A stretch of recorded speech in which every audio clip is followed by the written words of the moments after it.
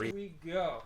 Okay, so hello. So today we're here with Scorpio, who, to start, let me tell a little bit of story about how we end up getting here. So we're joined here by Scorpio and my friend and colleague Olympia.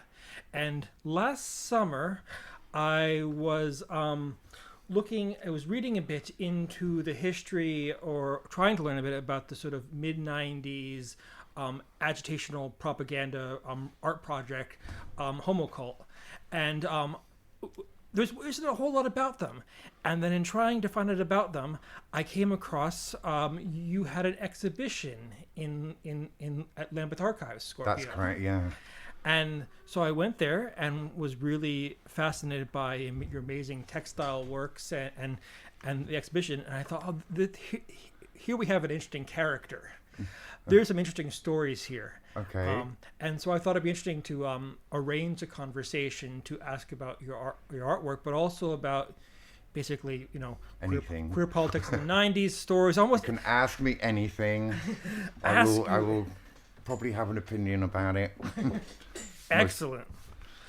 So that was just as a sort of like place to begin. I'm thinking about here, if I understand from the exhibition, let's maybe start sort of with the context of like the exhibition. Should we start there? Yeah, I mean, I was volunteering in a elder citizens group, and we were there on a trip, and I was blathering on about stuff, and they just asked me about if I wanted to show some stuff or sort of show that anyway, because they wanted someone different for Gay Pride Month. So I was like, yeah, all right. So I went home, and then I wasn't even sure. I didn't even know I was having an exhibition at all. And then, like a bit later, I got another email saying, Philip, Norman, blah blah blah. We're really looking forward to seeing all your artwork. And then I had a bit of a meltdown, going, I didn't even realise. And then suddenly I managed to get a whole kind of collection of my art together, an exhibition that told like a story about myself and my life and all sorts of stuff. Sort of life, death, and I don't think there's any sex in it, but I mean everything has sex in it, really. But anyway, so it's all about so from my childhood all the way through and up until now, I suppose. That's interesting. So it's almost like the unexpected exhibition. Yeah, oh my God, I had no idea, and I was like, oh my God, I'd literally put together in a few days, had 2 weeks tops to sort everything out and get it there. But I'm really glad I did. Oh my God. I could just be rotting in my flat for the rest of my life. I just wanted to do it because what opportunity would I have had, It's not easy. London is a very, very hard place if you're not really clicking with the gallery's vibes and stuff like that, or if you're misplaced. So I would say I was like misplaced because originally I was trying to get exhibitions in like alternative. One of them was like the Voodoo Gallery. There used to be a Voodoo Haitian art gallery, and I sent them pictures and they loved my stuff. And then they were basically, do you have any kind of ethnicity at all? And I was like, well, no, not really. I'm from Wiltshire and I'm half Mediterranean and half English. And they were like, no, not enough. So I never, they see the artwork and everyone expects someone. But I'm really into that guy from, is it Rousseau? I think he lived in Haiti and he did the big tiger paintings, and my brain is frazzled, sorry. Rousseau, was it Rousseau? Henry Rousseau? And he did all these very ethnic paintings in a time when it was totally unfashionable.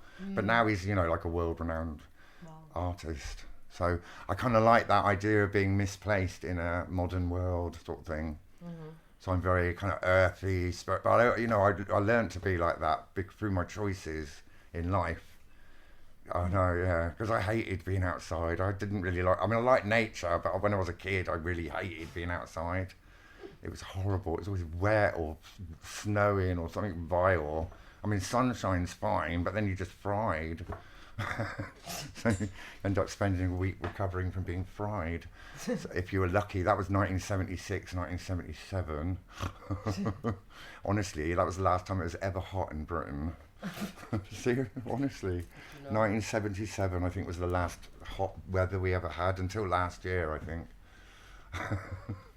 But there's something quite interesting there about like when even alternative galleries want to tell a story, Yeah. to have an exhibition. They already have a set idea of. It's definitely better now, though. But there's not much. If you're British or something, and not like with any kind of ethnicity, in a way, it's not the same. It's kind of a bit harder. They want that art from the African artist or the Indian artist. Do you know what I mean? All that. If you are something else, it's fine.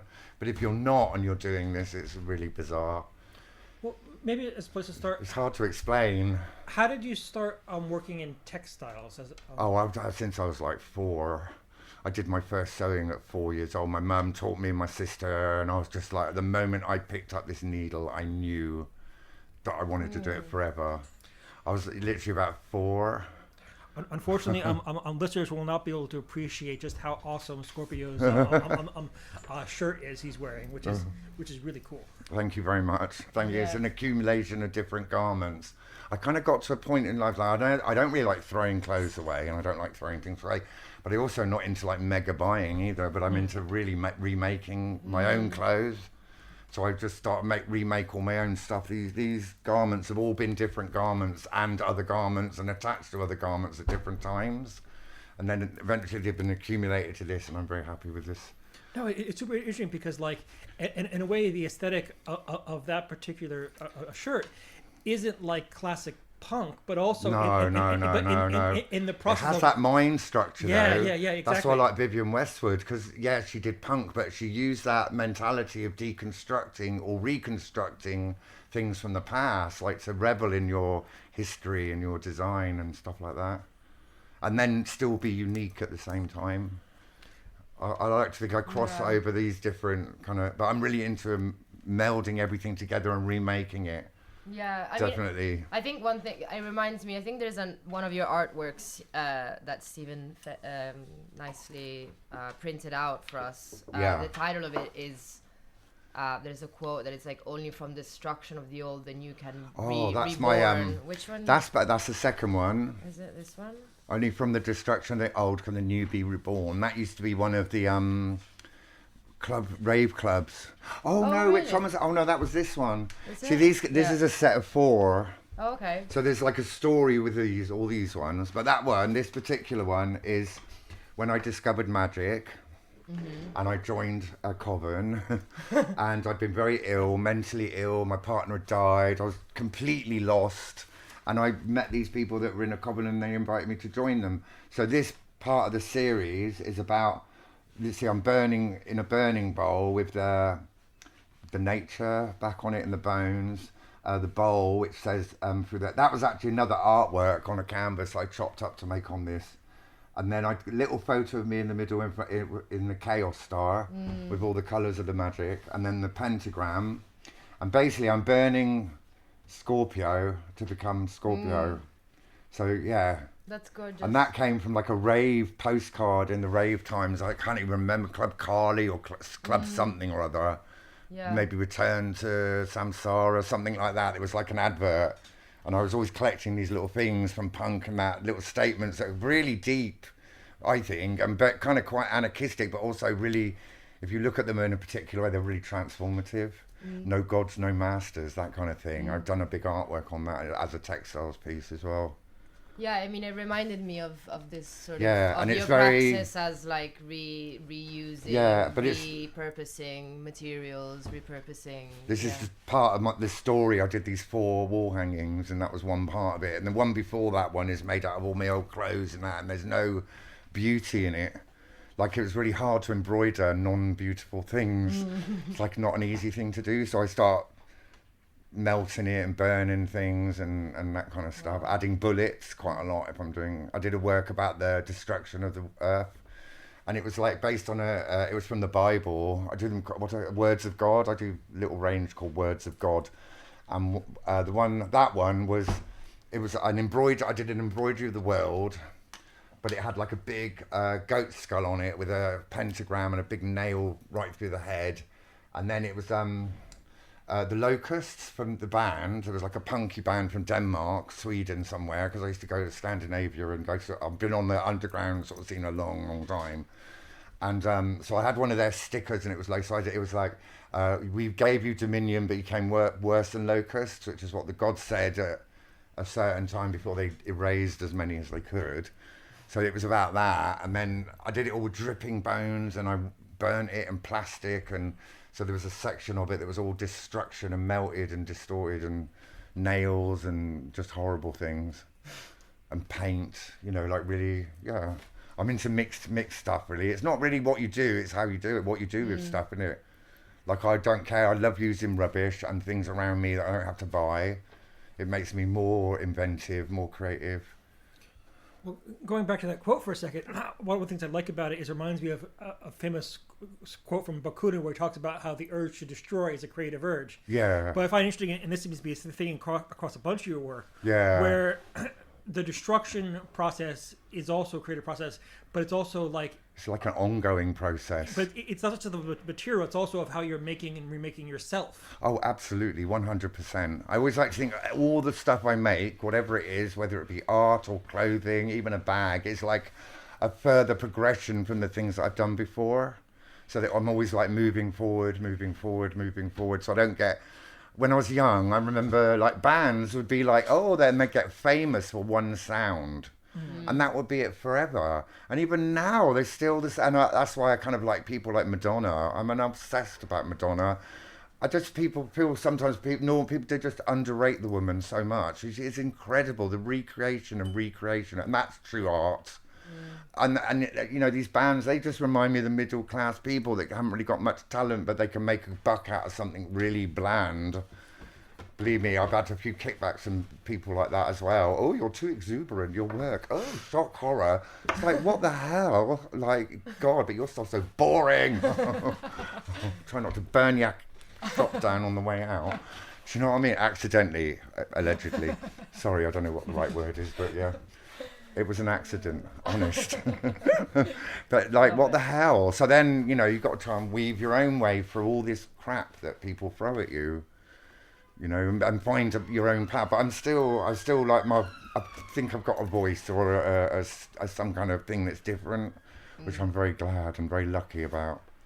Because if I'd have been normal and bland, it would be a disaster. I mean, and I wouldn't be sat here. Personally, I think once you stop taking artistic risk with what you're doing, yeah, you're basically just doing color by numbers. You know, it's kind of no longer interesting aesthetically. It's just like, yeah. It was when the textiles started coming out as well in the 90s. You get a few little bits in art stuff, but it was so boring in a way. It was so like, just a bit tedious, really. Not expressive, or it's very, you know, modern and minimally, and I didn't find it very interesting, a lot of it, to be honest. Yeah. I think a lot of what I loved about your art, and I was also reading about Homocult, is I think it really embodies this kind of exuberance and this kind of really sometimes quite in your face type of queerness. Oh yeah. And that maybe people were really annoyed at that time. Yeah. We'd had the 80s. We'd had AIDS for so long by then, and everything was like against us, I'm telling you.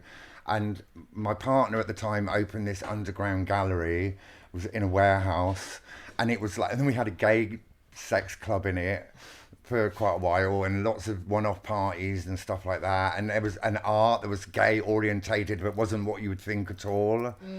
We had Hammond Butt, who, I think, Banan's Hut. I'm unsure. I'm sorry, my brain, because I'm getting a bit old and medicated. So he made like these structures. He had HIV. He was an Asian artist, and he made these like those balls, the Newton's cradle, but he made it out of chlorine gas. And then he made like a ladder, one of those Jacob's ladders, but out of poisonous gases in a ladder. And it was all about life and death. And if you actually move the Newton's cradle, you'd be dead, you know. And it was this kind of poison art. And so he was one of the first. He was somebody totally wouldn't have ever been looked at. You know, there was another guy from, I think it was Germany, who was doing these giant skinhead portraits, but on scaffolding, covered in oil, really homo-culty, masculine, male, queer, with monkeys as well. There was all these monkeys in them as well. And they were pretty big in those days, massive, like as big as those windows. Wow. So that was the inspiration, because we did a little film with a guy called Jean-Claude, oh God, it's just called Milsh. It's in the BFI archives. And they did a film, and they used that as the kind of visual look of the film, was from those paintings. Real old, you know, like those old sort of paintings where there's smoking pipes and stuff in old oil paintings, and all lit up. It's all about the light and where the candles light and all that. So it's all like similar to that, with a good load of queer thrown in. Anarchy, queer. Amazing. We were fed up at that point, I think, being young, being 20, 22, and people telling you no, and you're vile, you're not a man, and Corella Breast came out at that time, which was a film that Jean-Paul Gaultier did all the costumes for, about the sailors and the gay men who were like having sex. And the guy who's the main guy was like, I'm not, just because I have sex with a man, it doesn't mean I'm not a man. And it was this kind of attitude. And I think a lot of the underground club culture then was strive from all these different angles from that. For me, that's what it was kind of about, along with the raving, and a lot of people were travellers in the 80s and 90s as well. There's quite a lot of, but I'm definitely on the more alternative side of all of that. But yeah, so it was really hard work, I think, in them days, in a way, because on one hand you had like such anti-gay feeling, and then you still had this underground, something to hope for. You know, something to go and be like accepted by these people, even if it was like once a week, you know, in various different club locations. So that feeds a lot of this kind of thing, that attitude. I just don't want to be a normal poodle walking puff, do you know what I mean? It's kind of like that as well, even though I kind of am. That's like a massive dichotomy as well. It's like, it's really hard work in your brain, if you know what I mean. I was thinking, wanted to try and pretend I'd be like this big man, he's just as protection, because there's so much abuse from childhood. So you put on this drag, almost like male drag, to kind of compensate, so people leave you alone a bit. Yeah. But I've realised, when I hit like 40 something, or 30, I was just like, I'm not doing that anymore. I don't want to do it anymore. So I just went to the colour side, the other side of colour. And realised how much that represented me as well. I wonder if it's a good segue to talk about maybe a bit about Homocult. Like, I don't know if... Okay, well, I have very minimal contact with them personally, but my partner at the time with the gallery, he contacted them. They were in Manchester at the time, so they used to send us posters to fly post around London, and we bought like loads of their T-shirts and stuff like that. This? Oh God, 94, 5, 6, that kind of era. Just about there, and it was the first time as well when they did when they made the gay pride kind of commercial, and it became, you had to get a ticket, and it was all behind a great big fence, like they really sectioned on. And before that, I'd been in like, you know, Victoria Park, or people would bring their kids and you'd have picnics, and they'd be like wonderful, you know, like it was quite, yeah, there was a lot of festivals before, you know, in that sort of era as well, But, where was it? Homocult. And where was I? I've forgotten what I was saying then. You were saying your partner... yeah, he contacted them, and then we got involved. And so we were fly-poting at that first gay pride that was like, I think it was in Finsbury Park or something like that, and they whacked it behind like 10-foot fences. And then, so we stormed the back gate. They paid someone like £6, which was like the entrance of one person. And then everyone just stormed in. But it was the worst. And we'd been fly posting, and then I got arrested for that at the same night. And then, but it was horrible. It was like this massive change in the gay culture, really, I think. Well, and it's never really recovered. I don't think it's really recovered. It sounds to me like an ambivalent moment, because on one hand, after the 80s and after Section 28 and after being I remember all that. After being demonized for so long, we went on so many marches. I mean, I went on marches in Manchester, Liverpool. They used to run coaches. I was in Bristol and I was going on marches from then. And then when I came to London, I did a lot in London as well. Like 1988, even 89. I was 20 in 88, so I started about then probably. So on one hand, after years of just being demonized and dealing with all that for the country, I think it was just, yeah. On one hand, you've been nice to not have that, but on the other hand, the way that queer politics is becoming accepted is to this very narrowly framed, like, assimilationist kind of... I can't work out whether we are accepted or not. There's such a backlash against stuff. Like, from the 90s, 80s, there was a real connection between the gay men and the gay women, and that I think has been decimated. I mean, I went away for a while, and now it's decimated. I'm so shocked, because I think in them days we actually brought people really worked together for a common goal, and then suddenly 2000, and it's all been fractured, and there's like a massive rift between the male and female components, which I'm horrified about. I can't quite believe it. In my mind, the humanity should come up with its own code of conduct almost. Like every human being born has this code of conduct, code of rights. And it should, so then you don't have no problems, you know. And I think they just dismantled a lot. And now it's going to take a long time to heal them fractures. It is. And people they misinterpret every word, like feminism. It's like a real, what is woke?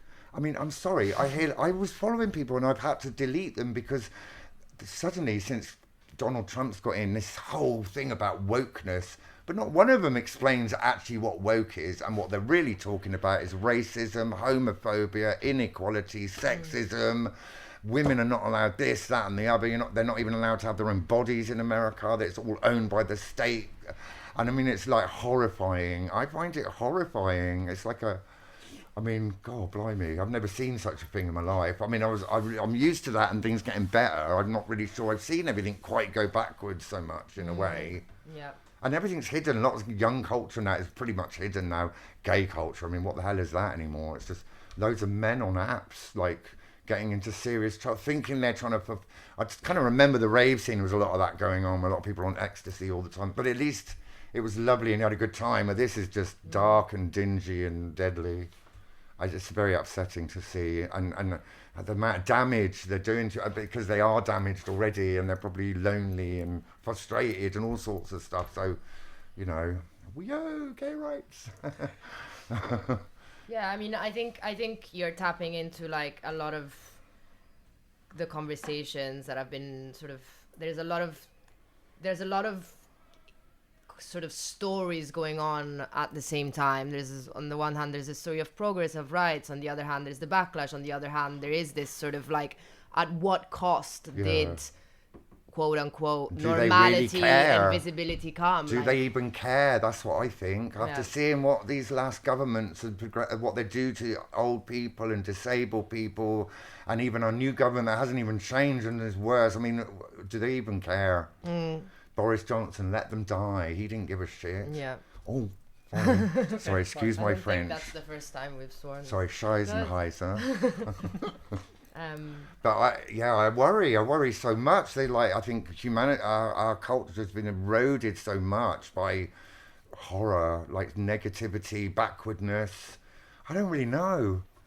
Like, God, I mean, half of them shouldn't even have an opinion about stuff because they don't know what the hell they're talking about. You know, I try and talk to people about things, and you realise after about 5 minutes they haven't got a clue what they're talking about, and they know nothing. And then you're just like, oh, whatever. You know? Go on, edit that silent bit. No. Never. Edit the deadly silence. No, but that's actually the point. Is it was acceptance of queerness as long as you weren't too loud. I've been very loud. Bright, I'm sorry. As long as you weren't too much. Yeah. I'm very much. And that was the problem. Is that I've been thrown out of so many gay things just for for nothing, because they're all a bit oversensitive about nothing. But it's almost like the cost of kicking up people out for being too loud was almost like worse than the cost of getting in. When you have to fight your own kind as well, it's like worse in a way. Like I really thought there'd be like so much more solidarity and this, that, and the other, and it was. I think in the 90s it was pretty good, and then after that it's been nothing really that I can see. But it's not just the gay thing; it's socially as well. There was all that housing troubles, and it's socially as well. Well, the impression I have of that period, and tell me if I'm wrong, is that there was a bunch of different kinds of subcultural worlds that sometimes mix. So you had bits of the punk scene, bits of raving scene, bits of different kinds of counterculture. That's definitely right. I mean, I went everywhere. I went to straight S&M clubs, like Torture Garden, Submission, these kind of things. And then I go to gay clubs, gay sex clubs. raves, squat parties. I mean, clubbing. We used to go Heaven as well on a Wednesday in Sound Shaft. It was like the little club next door. They'd have an alternative night. Gay ska club. There was a gay ska club. Blimey, wow. Cool. Well, I mean, I didn't go home for at least 20 years when I got to London. I just lived in a little cardboard box and dressed myself and went out. I mean, I didn't have any responsibilities to go home, so it was quite right. I just went out for dayside or whatever, you know. I don't know. There was a part of me, after being a kid and that, there was just a part of me. I was really quiet when I was a kid until even when I was 16, 17, and then I just kind of went a bit awry, like loudly, because I wasn't used to not being listened. I was not being listened to, so I wasn't used to expressing myself or anything, and that's why and I'm very excitable. I have so much energy. I don't know where it comes from. Even now, I'm nearly 60, and I've still got this fire. And even when I get smacked down, it just somehow ignites again, and I'm like, okay, I've got to get up and start again, rethink, regroup, and carry on. So, I mean, me personally, I'm just inspired by everything in life. There shouldn't even be a separation of people like this at all, I don't think. Little subcultures, I think, I don't know, man. I don't know how useful it is to the rest of everybody, you know. Human rights is everybody's rights, no matter what now. And I didn't used to think like that. I used to think, I've got to do gay rights and be for gay people. But then I realised, probably about in the later the 90s, in the 20th century, 21st century, that it was actually about everybody. There was a moment of revelation when I realised it was actually about every human being's rights, not just gay rights. So I changed that into that. Well, that's one of the things I find interesting about reading about the history of that period is, for instance, like my politicization in the late 90s comes as part of the anti-globalization movement, right? Yeah. But here... The what movement? Anti-globalization movement. Oh, God. Oh, that was going on as well. Yeah. But you see, in the UK, that starts coming out of the rave scene and the anti-road scene. That's right, yeah. So something that starts about... Well, people didn't have homes. They were travelling so much in the country, even well into the 90s. There was like a massive travellers movement of people moving around the world, really, buying vans and coaches and redoing them. There were circus camps in Italy that people went to. There was this almost like an industrial post-apocalyptic feel in some ways going on. Now they call it steampunk and that. But in them, it was all from Mad Max and that kind of influence. All my influence came from Tina Turner in Mad Max. I'm so gay. I used to do a version of We Are the Children thing that she sings in falsetto. I don't think I could do it now though. My voice box would probably explode. Yeah, no, it's brilliant. I just love Tina Turner with her metal dress and her anchoring, and she points it to the screen and. I used to freeze frame this ring and then I made a copy of it. That's got all my jewellery was all industrial. It was all made out of metal and diamantes and woven wires, and it looked like it had been a machine at some point. And one of my first books I read was Crash by J.G. Ballard, and it was about the people having sex and then getting having in accidents and things, and it was all this thing. So my first collection of jewellery was old pieces of old aluminium battered out on bricks, and then wire wrapped in light bulbs fused on, and diamantes, and then just red blood running through it all. Wow. And that was my first jewellery collection, and I actually got accepted by a gallery for that. I was like, whoa. I used to sell in the Arnold Feeney Gallery in Bristol. Yeah, I was not 1988, 89, something like that, very early. Mind you, I'm 20 in 88. I mean, crikey. I look back and I think, that's a bit, I didn't realise I was that old. In 88, I thought I was still like 16 or something. But I guess I'm saying it's sort of how all those kind of different worlds and different kind of communities all meshed with each other and fed into each other. Oh yeah. And you're trying to you're making some jewelry, you're making a pocket thing, and then you. And it's also trying to break a mold as well, like trying to show people that there's something else. It's not just what you think, tradition, and almost. I was trying to move. I was very into like postmodernism and stuff like that at the time. Which is, I know, the basic colours, very graphic. I kind of like all that stuff. Very Grace Jones, that was all that kind of very Grace Jones. He was very like that. All her early videos. She she was with some artist guy before Dolph Lundgren, I think. Okay. And he did quite a bunch of her like really early 80s videos, and they're tremendous. When you look back on them, they're still tremendous. Yeah. I'm a big fan of Grace Jones. She's somebody else as well. You can tell she's a grafter, you know. And when she sings, she actually sings about herself now, which I just think that's even more lovely. Like you can actually get a picture of her life and how she grew up and stuff like that. And I just find that really amazing. That's what art is, isn't it? You express yourself and people can see it. They can understand what's going on. Yeah, which is lovely. So, how did you? Are you okay? Yeah, don't worry. How did you end up originally coming to London? Because I was doing market stalls, so I was making my jewellery and products at home in Bristol in my cellar. Oh God, 4 foot tall cellar. Be there all day for days. I made all these jewellery, and then I do a lot of sewing and make clothes, and I was quite successful at that in them days as well. So all recycled, everything was recycled. I was remaking them into like little vest tops that were big in the 80s. Late 80s, early 90s, like little Indian tops, because there was a lot of travellers and hippie type people. So I was making those but in layers, like a lace layer and a layer underneath, and embroidering them, and they were quite Indian but very contemporary, not very modern contemporary. So yeah, I do like sort of graffiti embroidery. So I'll sit on a sewing machine with a yarn and then just feed it through, and then kind of graffiti and draw with it as I'm going, like just on a domestic machine. It's not the easiest thing, but. So I do these alternative things, and now very fashionable. A lot of this kind of style where they sort of sew over it and stuff like that. I'm really into using the machines like that, and yeah, it's hard. Embroidery is not that easy to make an impact. You know what I mean? You're using like one thread, so. So like you're like friends from partners from this time. Is sort of clothing design and embroidery, is that sort of like what I started with? How you're sort of like I was making boxes and clocks and metalwork. I was doing a lot of metalwork because it was so ungay, and I just really loved it. So and then I was doing stalls in London. I was coming up and doing stalls in Camden. I think it's the little ballroom place I did there for years.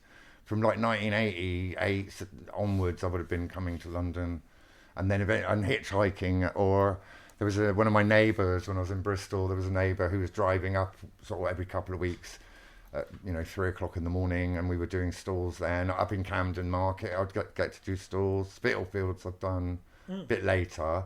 So I did that, and then I donate some jewellery. I was working for No Logo. They were in ID magazine. It was up Goode Street up that way, and they had a workshop, and it was recycling clothes from Bernardo's, I think it was. Was it Bernardo's or so? I can't remember. Yeah, and then before that, I was working in Stepney Street, which is in Bristol, which was again 2 designers recycling clothes through one of the charity shops, and I was working with their accessories stuff, and we got on the clothes show. Met Karen Franklin. Actually, I dressed Karen Franklin. Thank you very much. Wow. We were talking about Simon. We spent the time talking about Simon Costin all the time, because I really love Simon Costin, jeweller, and he ended up doing all the stuff for Alexander McQueen. He did all those amazing performances with the butterflies which is based on this artist guy that used to chop up body parts and use them in his art. Like classical, it's amazing stuff, dark and gruesome, but amazing. Someone nicked the book. I lent it to someone and they nicked it, so they never gave it back, which I'm pretty upset about, but never mind. But he did like the harvest head that's famous with all the bits of corn and that, and we did a version of that, but with like dead people. and he used to do, very grotesque, but it's like Beauty and the Beast, which was Lee Barry's statement, I think. The beauty is in the beast. Yeah, which I really love. Ask you about Lee Barry, actually. I saw his exhibition. Oh, the new one? I haven't been yet. Don't tell me. Don't tell me. Well, I think you're gonna love it. I think you're gonna love it. No, I can't wait. I'm really thrilled to. I met him a few times clubbing when I first got to London. He was so friendly and lovely. He created those incredible heels within the shoes, within platform, within trainers and things. Yeah. Like you wouldn't even know if you looked at it. I remember seeing him when he did the scene. I was really into, like, obviously John Walters. So they did I think it was is it Female Trouble, where the girl gives birth, where she gives where Yeah, Divine yeah. gives birth? That Lee footage is Bowery in did a version of that. Yeah, that it's the Oh my last God. room of the exhibition. Oh my God, it's so incredible. dedicated to I've the never birth. seen anything like it, apart from when he did his douche in front of it and didn't. Oh yeah, so Oh God, I've never not- seen that's so not in many the tapes, people that's throw not up in the so tape. much in my life.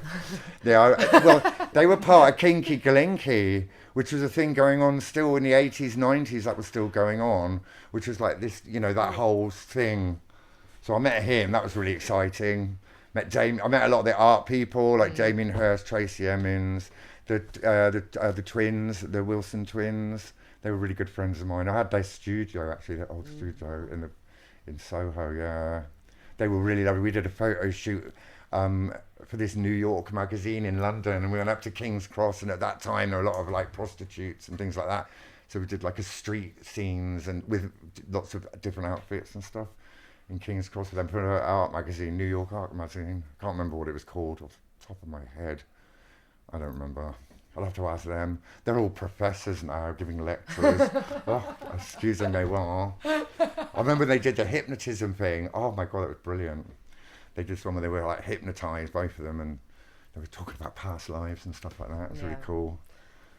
I mean, but because a lot of my work is on gentrification and queer spaces, and the gentrification of queerness, whatever, queer activism. And I mean, what's always been striking about like Lee Bowery, I mean, and your work, which I think fits into that context, is precisely how, I mean, and the comment you made about professors is like, how some kinds of queerness. Yeah, I'm like really impressed. Yeah, but so how tapes, some kinds of what? yeah, but like it's how some kinds of queerness, some kinds of queer aesthetic, where it became institutionalized or became assimilated. But then don't you think that modern acceptance side of things is like everybody's really normal, and I used to really rebel. I'll be like, I don't want to march for gay marriage. Who the wants to get bloody married? I don't even believe in marriage. But then I was like, oh, go on, you have to help. But then in the end, you're just saying, okay, it does actually normalize quite a lot of things, and it's coming through in like culture and movies and stuff, and that I like. That I think is really healthy. But then it's the other.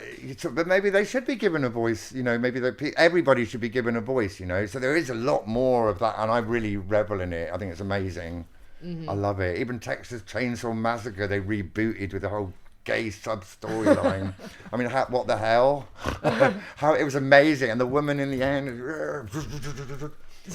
old women as instead of old men. Bloody brilliant. I love it. I want to see all this weird differentness, but I don't know after Donald Trump if that's going to be even allowed anymore. I hope we don't get like that here. But I don't think we know who we are anymore here. It's all so confused and fractured and weird. And even our present government, who the hell are they? Like, they're not whatever I remember. And the destruction of people that they've had here, like blatant public destruction of, like, say, Jeremy Corbyn or bloody Diane Abbott. I mean, God, they've got some strength behind them, man. That would just probably devastate me. That would probably devastate me, all that stuff. I don't even want to repeat it because I don't even want to remember it, it's so vile and so I don't know. I was a bit naive when I was young. I always thought everyone was like me, but they're really not. And when they're not, it's a real shock. And then you're like, oh my God, like, are you human? Because, like, why would anyone not want another person to have free rights in a life where they can express themselves and live whatever? Why do they want everyone to conform to some banal heterosexualism almost, I mean, there's a certain point in strains of right-wing politics where I think, to use a cliche, the cruelty becomes the point, not it's not an accident, it's actually done on purpose. Yeah. Look, it's like it's like the most biggest gaslighting exercise I've ever seen, where the left is, the people on the left are now the monsters and the people on the right are the only ones with the answers. And that's how it seems to be, and it's horrifying. I don't want all that again and again. It's like, I'm old now, like bloody hell. I've been waiting my whole life for women's rights, and since 1988, and I remember very vividly being at college and my friend Catherine was size 9 feet, and she used to go to Greenham Common, and she'd be and I was like, yay. And then still, what is it now, 2025 or so, apparently. What the hell, man? women are still not being fucking paid properly, and they're still presumed to be, they're still going to be the carers or the cleaning up your poo, and you know what I'm saying? Like, there is more men, because you get men from other cultures that it's all right to do all that. If you go like India and that, everyone does everything. It's not, apart from the laundry, the women do the laundry. Oh my God, I had to really... I let the women, when I went to India, I did let the women get my water out of the well, because that would have been a massive insult. But I don't think they've ever seen a man wash his own clothes in their lives, and they were so shocked. And they were like, please, we do your laundry. And I was like, no way. Like, God, blimey. So, yeah, it just makes you want to get really annoyed that things like this can still, and just so blatant on everything, you know? Even here. Oh my God.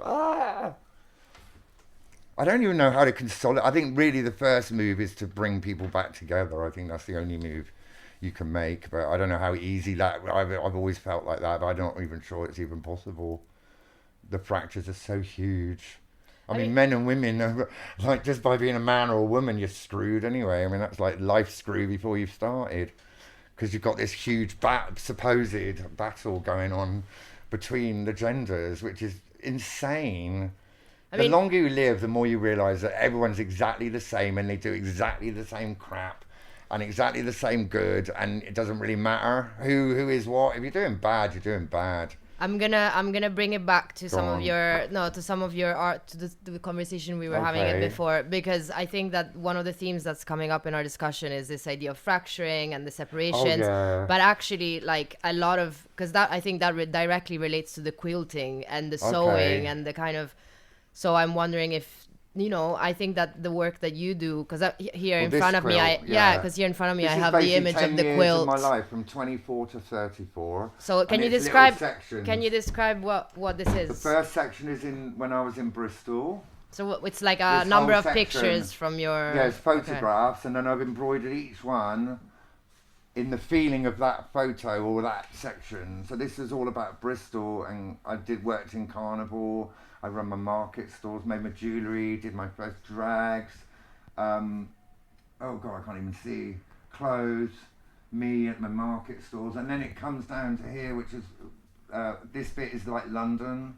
And then, so I started, this is Bristol. Then I came to London, went to India. After my partner died, got really ill.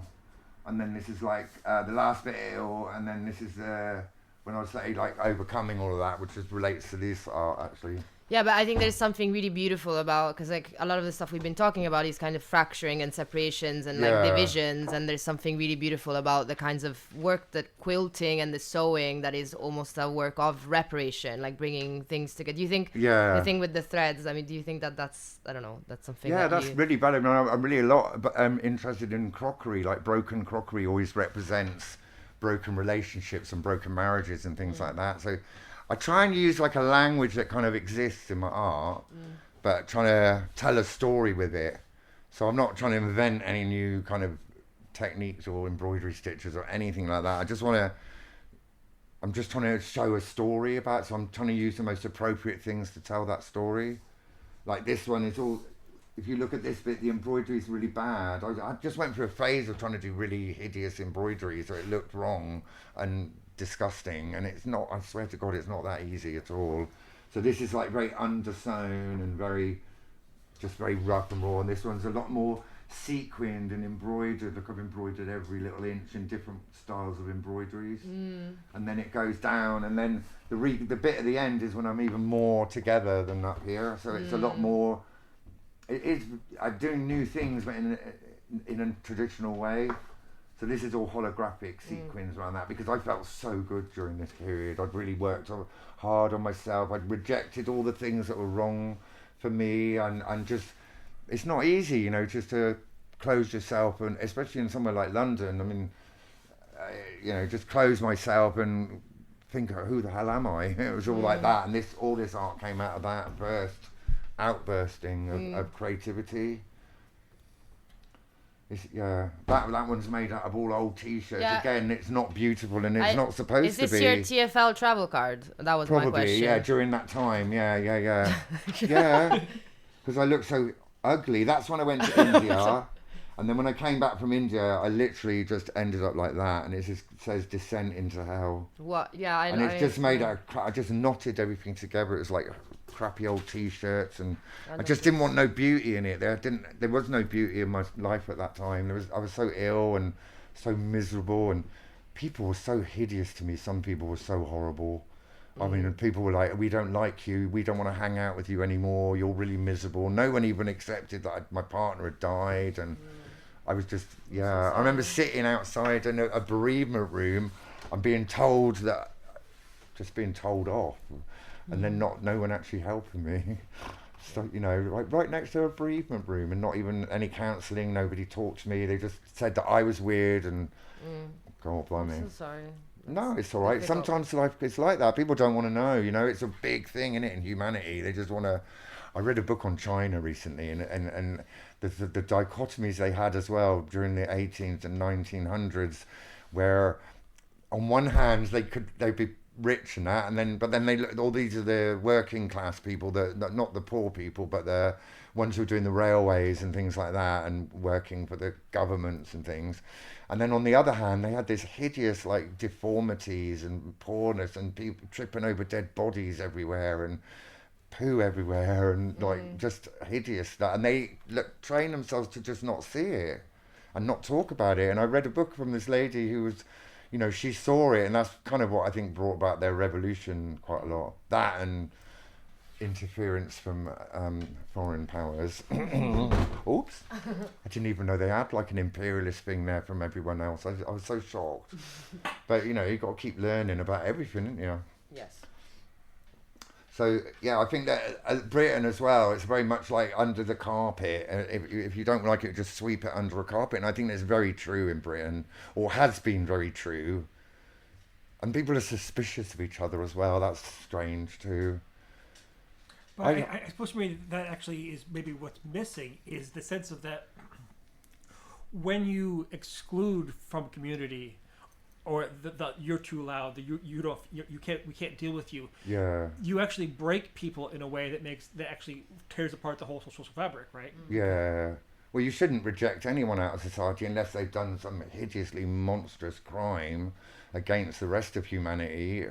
Then I think that I've seen people, a guy that was living near me, and a gay guy, he was obviously very disturbed at the time. He was very intelligent. He worked as a translator. There was nothing wrong with him in that way. But then I think he had a bit of a breakdown. So I don't know what happened to him. And this woman in our neighbourhood got a petition together to have him evicted. Oh, wow. And they never told me. You see, I was never told until I learned about it a few years after. And I've never been so horrified in my life. Why would you have somebody evicted when they just probably needed a bit of counselling or support? I was just shocked. I was so horrified and so shocked. And I bet they felt really pleased with themselves as well. But that is not the way to do it. That is not the answer. That was just... And he ended up on the streets as a heroin addict, for God's sake. And even to this day, he's still troubled. Really, it's just so awful. Why would you do that to people? That's not what life is. Life's about supporting people and, you know, like accepting them, or you're just trying to learn a little bit about people around you, you know? Would you say for you, your art practice is a way that helps you process your own experiences? Oh, hell yeah, of course. Yeah, of course. That's what proper art is, isn't it? Well, my art is it's my expression of me, but I'm hoping that people recognise it and can see that. I mean, I'm very lucky that I'm not a gendered artist.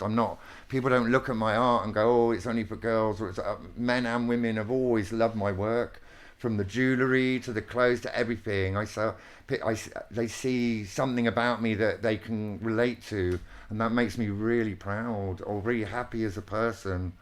You know, I'm really shocked by it as well. Like the piece with the twins. This one was this one's based on, but people have looked at it and understood it, and I'm just shocked that they didn't need my explanation of it. Tell us about this. Well, this is based on the tarot card of the lovers, but the lovers is basically a representation of the first twins, i.e. Cain and Abel. That's the original meaning of the card. So this is Cain and Abel. So this is Cain, this is Abel, but there's me as a child. And as a child, I was very gay, a girl, basically. I believe my spirit is female, and I'm a female spirit, but I am in a man's body. but I'm not a man spirit who's gay. But I'm a so this is all very feminine, very 70s, because that's when I was a child. And then at the bottom, they used to have these on the canned food, and I used to just go sorry, and then get beat, and then go sorry, and then the more I cried, or the more I was abused. But it was because I knew I was a girl, so that was very troublesome. And then in the end, and then the Kane part, now this is based on Catwoman, Michelle Pfeiffer's transformation in Catwoman, when she gets thrown out the building and the cats chew at her and bring her back to life. Because I chose cats instead of dogs. I just chose cats because I love them. And then this is me, and then this is Kane, and the hand is Eve, Lilith, and I think the snake is Eve. There's the snake. Anyway, these are the symbols of the original tarot card, and then it says they grow up big and they grow up strong. And then that popped into my head, and then that was an old badge I had, and it just goes, "You are who you eat." So I ate him to become him, but now I'm reverting back a bit. Because this is part of the protection, the male protection, you see, that I've realised that I did for a long time, to stop being bullied and to just be able to be free. But so I was sort of wasn't so I was flamboyant and different. I mean, God, they used to look at me and go, "What the hell are you wearing?" quite a bit. Because they all had uniforms. A lot of clubs had kind of uniforms that you couldn't get in if you were like this, and if you didn't have a leather thing on, or if you didn't have, if you wore trainers, you couldn't. There was all these rules quite a lot in past years of clubbing. So I learned how to just work around them, because that's what you have to do. And then they're like, "Oh my God, we haven't got a law for that. Hell, what do we do?" I go, "All right, see you later." I'm going in there. Yeah. Maybe this is me overinterpreting the title, but for me, the first injury of the story of Cain and Abel is Cain not feeling that his sacrifice was enough, that he wasn't enough to be worthy. Yeah. And he was jealous of Abel, thus seeking for revenge. And to me, it was seeing the act of reparation would be telling Cain before the act of violence, "No, you are enough. Thank you for being you." Yeah, no, I don't think it works like that in the first place. Yeah, How lovely. I used to live in fantasy as well, No, I honestly, but this is, it's quite brutal. There's all different ways. Look, there's an arrow through the heart, and the big axe, and because how did he actually kill him? I think there's all different ways that he killed him or something. But it's funny because then maybe that was just in my mind. Another one of your pieces is like this one is it's called the acceptance of duality. Yeah. So clearly, like in this piece, that doesn't require. So this is like a man and a woman, and it's a man stood behind a woman in love, right? So you can see that, but it's actually the same person. It's not two different people, but it just looks like it is. I like to use tricks, and I do like little tricks in my art to, so that is acceptance of duality, which is an experience I had. Gorgeous. Yeah, but it's actually the same person. They gave me a really hard time because they said, "Oh, it's pink on one side and blue on the other," and I was like, "No, it's red."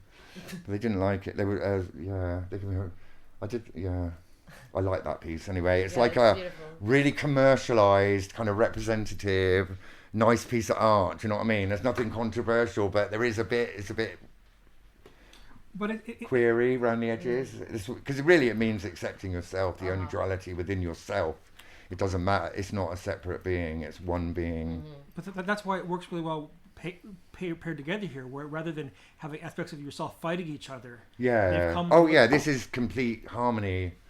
Compared Definitely. to this one where you had to eat yourself. Well, I had to kill myself, basically. In order to survive. I had to kill him to be him, to be able to not be abused anymore. Yeah. And here I had quite a lot of abuse growing up, you see, like a lot of abuse. I mean, a lot. Yeah. Home, school. And when I went to college, I thought, oh, great. I was so happy. I thought it was all going to stop, and it just never stopped. It was just as bad at my college as well. And I was just, I didn't last very long. Yeah. I'm sorry. No, it's okay, because I'm all right now. I've never spoke about these things very much to people at all. I mean, I've gone off the rails a bit sometimes, because when I hid away for so long, I didn't really know how to act in society, and I was trying to be like, and it didn't really work later in life, and I had to readjust myself again. to not be so confrontationally over the top. But it's this thing that kind of unites your different experiences. But whether a certain scene, whether it's an art gallery, whether it's a punk scene, or whether it's a family, how do you accommodate the people who don't exactly fit? Well, I'm not really particularly judgmental person in that negative way. If people show me behaviour that I recognise, I'm going to go, no, that's not having that, and I'll just not involve myself. But I could only do that in later life. I couldn't do that before. I had no basis to work from, to be honest with you. So I had to learn about like people, but human behaviours and human psychiatry and disorders as well. So then at least I knew what I was dealing with. That's the only reason I can be so wonderful as I am today. Saint Scorpio, they call me. Saint Scorpio of the Scorpions. No, but it's that your work here describes the process of having to go into hell, having to deal with all this shit in order to come out. You have to. Again, it goes back to burning of everything before anything could be. It's like the phoenix. I'm a scorpion, so my higher sign is a phoenix, which is kind of like that representation. This one, this was after this piece. So this piece, and then I become this piece, which is like open eye, radiant. You rise like the phoenix. Yeah, so that's all that needs to say. That's all of that in that one. It's gorgeous. Yeah, that one follows that one, and then that's all about my partner. Who died at the time, and it was all. I just saw a video on YouTube, and he was in it. Oh, I can't believe it. And talking about this stone, this famous Celtic stone that he and his partner at the time robbed off some island in Scotland. And then he said, because to me, he went, "Oh no, we just found it on the floor and put it in the boot of the car." No. They took a ladder. They took a 10-foot long ladder to this island in God knows Shetlands or something that you have to wait 2 days to get a ferry to. And they went with a ladder and they got it out of a wall. It was 10 foot in the air. I mean, maybe it fell on the floor and they found, you know what I'm saying? But anyway, he took a ladder, and there's a photograph even of the ladder that he left against the wall to steal it. I swear on God, you have to look at it on YouTube. It's just shocking. And there's this little film about how they stole this rock and how he died. Because he died, and then they said his parents took it to the British Museum, and all this bubble turned out, and they had to repatriate it to whatever island it was in Scotland. This how old ancient rock stone that was like the pinnacle of their society, and if it had ever been missing, it would be a disaster to whoever stole it, which is kind of true. Wow. Oh, bloody hell. Well, he died of, this is him in his coffin. And he's all the drink and drugs. He was and heroin and stuff. So that's me up here, and then that's him, and then that's the stone, and then these are all from the newspapers, and then it says ex nihilo, which means from nothing, and then he taught me a lot. He taught me a hell of a lot. I mean, it may not have been the best relationship in the world, but he taught me a lot about being brave, and about just doing things. Like, what's the worst that can really happen to you? And he taught me that, basically, which to me is like the big thing to learn, because I was quite fearful. I wish I'd been braver, but I really still tried, I joined a circus, the Archaeos Circus, for a while. Seriously, so like I tried my best, but I was still really scared all the time of stuff, and it was always maybe very not so brave, but then I've just gone for it. And he taught me to move like even forwards more. Really, yeah. The Milsh Gallery. You've got to see if you can find the film in the I've got to join up the membership because I wouldn't mind seeing it. I've got it on video, but I haven't seen a video recorder in years. We're gonna ask also. It feels like a lot of this. I think a lot of this art that was in the Lambeth Archive exhibition. Yeah. Was made in the same 2-year period. Oh yeah. It would have been over a certain period of time. But between 2004 and 2006, no? Probably, yeah. So I'm not very good at dating. No, but this is to address that part of my life that's already gone through. This is like my mother. This is mother and child. It's called Mummy Dearest. Because my mum used to make me call her. She once said to me, "Why don't you call me Mummy?" And I was just like, "No." So she really wanted to infantilize me, and the older I got, the more she tried really hard. And at that time, I actually said no, and I never really stood up to her before. Oh, and so all these are the things that she used to beat me with around. There's like 10 arms. It's like a Kali thing on a pedestal. Because the last thing she said to me was, "You put me on a pedestal."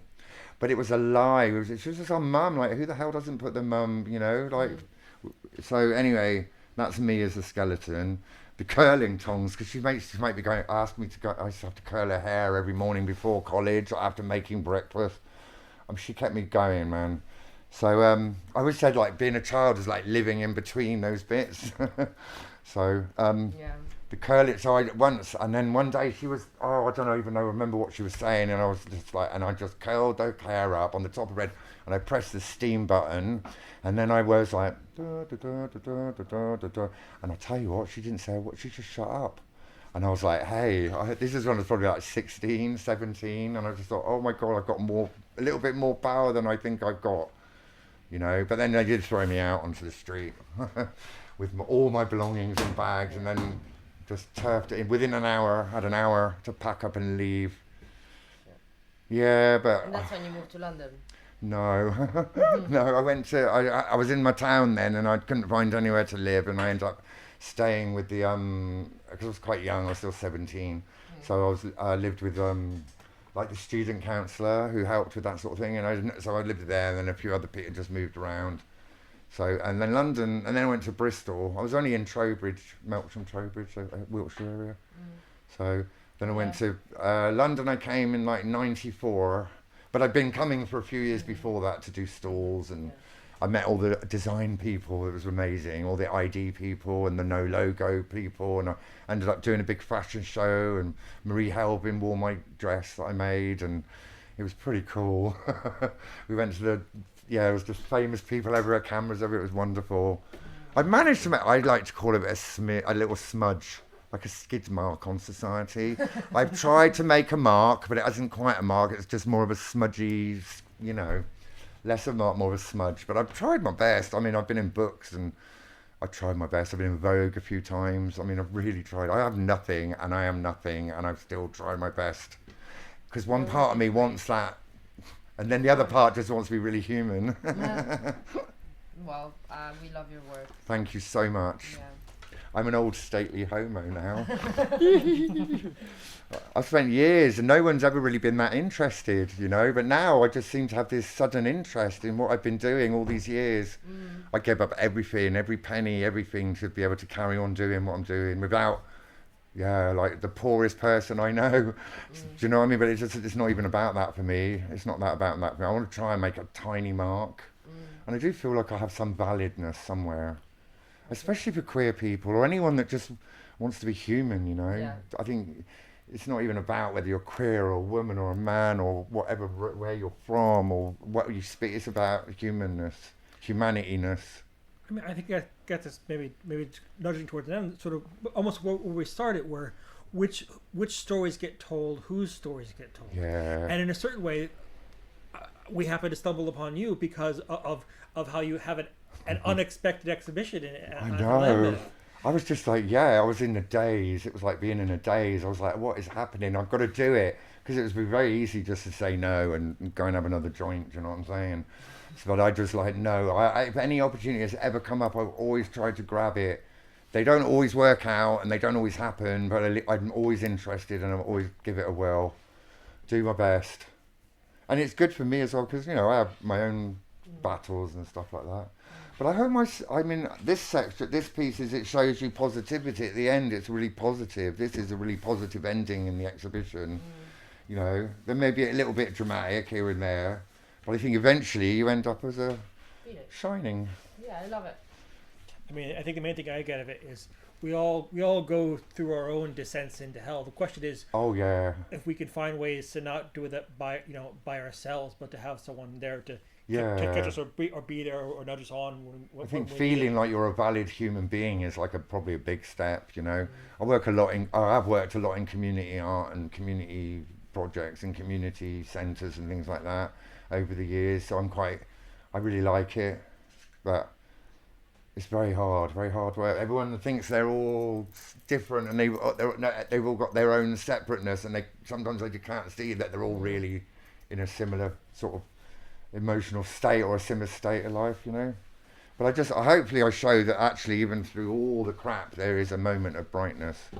At the end of it, it's worth it, you know, worth working on yourself to, and then when you die, you've got to do it all again anyway. So, apparently, from what I understand, you've got to like decide within a split second of death whether you're going to be reborn or not. Oh my god. I know, I've just been reading all it's like... Tibetan Book of the Dead and that, but it's like within a split, if you don't do it within, if you have to think about it, it's how I got, then you're screwed. So it's like, oh my God. I would like to feel that I could die and my spirit could move on in a healthy way, and that's probably why I do a lot of this stuff as well. I don't want to be an evil, nasty person. I don't want to get stuck in Bardo or whatever. I don't want to be a demon. I want to join the shining ones. Thank you. Oh, but don't get me wrong, I'm not like a god freak or nothing. No, I believe in a creator, as in the mind of the creator. But I don't believe in the gods in the Bible or anything like that. I've been reading a lot of ancient scriptures and things, and it doesn't really, and it's all been slightly misinterpreted or mistranslated, and it's all been a bit. I'm so glad I found out though, but that was quite hard work as well, because it's like breaking all these things that are like your dogmas and yourself that you think are part of you, and you've adopted them as part of you, and then you have to break away from them completely when you realise the truth about things. And it can be anything, you know. But when you realise the truth, then you've got to act accordingly. You can't. Otherwise, you'd just be an idiot if you just carried on. I don't think that process ever stops. You constantly have to. Oh yeah. Remake. Yeah. Absolutely, I think so. Completely refresh yourself and cleanse yourself and rectify yourself and rectify what you've done. Otherwise, you just go mad, I think. Yeah. Yeah, and you just keep doing it again because that's what living is. Yeah. Oh yeah. And have loads of fun as well. Oh my God, I went to a party on Friday. I didn't get home till 4 o'clock Saturday afternoon. Excellent. And that's naughty. I think that's naughty. I'm so old and I felt so naughty. Cool. Well, I think we'll leave it there. But all right, that then. was excellent. Thank you, Scorpio. Thank you very much. That's been really kind of you. Thank you. Thank you. You're welcome.